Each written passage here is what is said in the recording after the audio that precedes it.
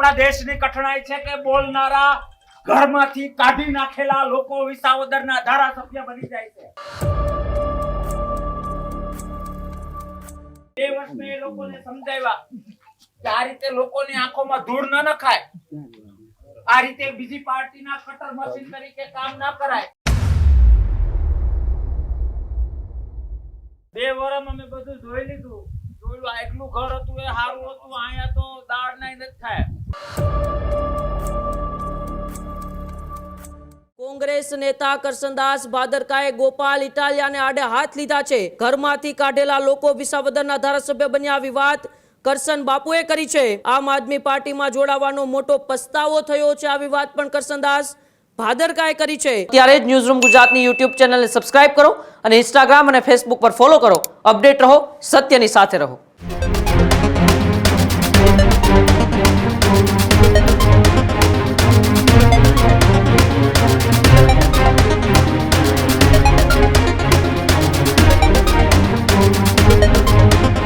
વિસાવદરની અંદર કોંગ્રેસની એક સભા યોજાઈ હતી અને વિસાવદરમાં કોંગ્રેસ પક્ષની સમીક્ષા બેઠકની અંદર એક કોંગ્રેસ નેતા કરસનદાસ ભાદરકાએ આપ પર પ્રહાર કર્યા છે।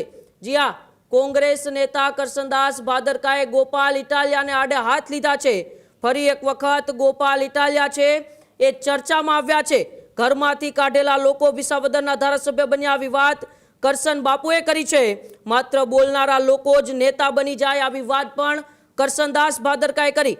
આમ આદમી પાર્ટીમાં જોડાવાનો મોટો પસ્તાવો થયો છે। આવી વાત પણ કરસનદાસ ભાદરકાએ કરી છે। ચૂંટણીમાં લડેલા તમામ ઉમેદવારોનું સન્માન કરાયું।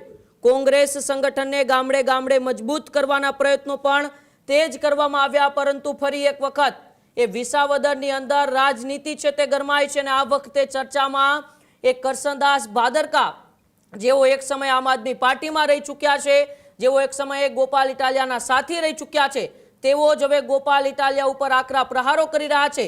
કરસનદાસ ભાદરકાએ વિસાવદરમાં યોજાયેલ કોંગ્રેસની એ સમીક્ષા બેઠકની અંદર ગોપાલ ઇટાલિયાને આડે હાથ લીધા। ગોપાલ ઇટાલિયા ઉપર આકરા પ્રહારો કરતા તેમણે કહ્યું કે ઘરમાંથી કાઢેલા લોકો વિસાવદરના ધારાસભ્ય બન્યા છે। એટલે કે 2022માં કતાર ગામમાંથી ગોપાલ ઇટાલિયા ચૂંટણી હારી ચૂક્યા હતા અને ત્યારબાદ એ વિસાવદર ખાતે એ વિધાનસભાની પેટા ચૂંટણી લડવા આવ્યા અને ત્યાંથી તેઓ ધારાસભ્ય બન્યા। એટલે કટાક્ષમાં આકરા પ્રહારો છે તે કરસનદાસ ભાદરકાએ ગોપાલ ઇટાલિયા ઉપર કર્યા છે। ત્યારે કરસનદાસ ભાદરકાનું આ નિવેદન હાલ ખૂબ ચર્ચામાં છે કે કોંગ્રેસની સમીક્ષા બેઠકની અંદર કરસનદાસ ભાદરકાએ આમ આદમી પાર્ટી અને ગોપાલ ઇટાલિયાને આડે હાથ લેતા તો શું કહ્યું, પેલા આવો આપણે સાંભળીએ। આપની વાત કરી, ગોપાલની વાત કરી,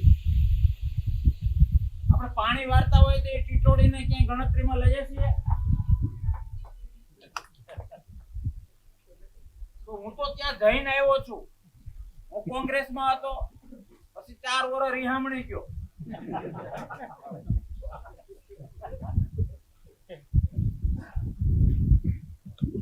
અથવા તો સીધું ઘર ગણું છું આમ આદમી પાર્ટી। 2 વર્ષમાં મેં બધું જોઈ લીધું, જોયું આગલું ઘર હતું એ સારું હતું, અહીંયા તો દાળ નાઈ નથી થાય। એનું કારણ એ છે કે 2 વર્ષમાં હું જાણી ગયો હતો કે વાસ્તવિકતા શું છે। અને હું આજે નથી બોલતો, લગભગ 200 ડિબેટોમાં હું બોલેલો છું। 2 વર્ષ મેં આ લોકોને સમજાવવાનો પ્રયત્ન કર્યો। વાતો છે, હું કરશનભાઈ હમણાં જે મજાક કરતો હતો એ બોલતા શીખવું પડશે। આપણા દેશની કઠણાઈ છે કે બોલનારા રાક્ષસો વડાપ્રધાન બની જાય છે।